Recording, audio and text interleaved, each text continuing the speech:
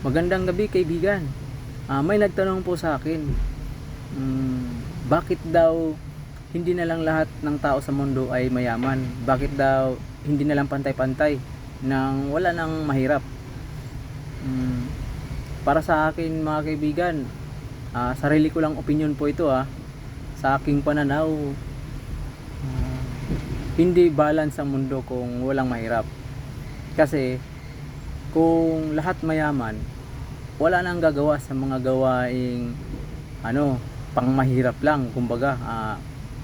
Example, yung pagtatanim ng palay, mais, mga gulay. Pagdating sa bahay, mga gawaing bahay lang, mga paglalaba, pagluluto, pagwawalis, pagigib, mga gawaing pang katulong. Pag mayaman, wala nang mamasukan na katulong kasi mayaman ka na.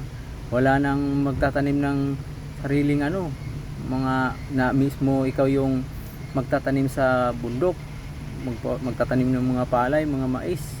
Kasi nga mayaman ka na eh. Gusto mo na lang,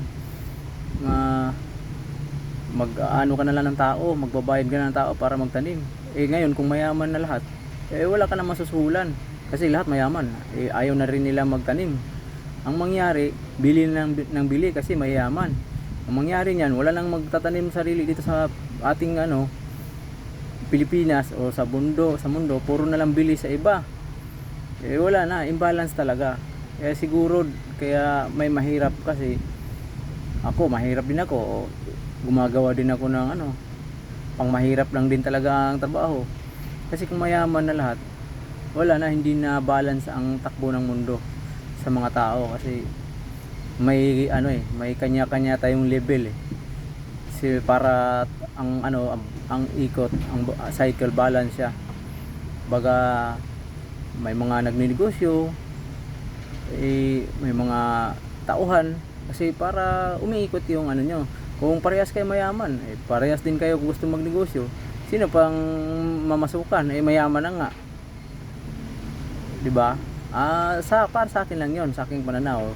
Kayo mga kaibigan, gusto ko ring marinig ang inyong mga opinion. Wag po kayong magatubili o kung gusto niyo mag-comment, malaman ng mga sagot, marinig ng mga kaibigan din natin.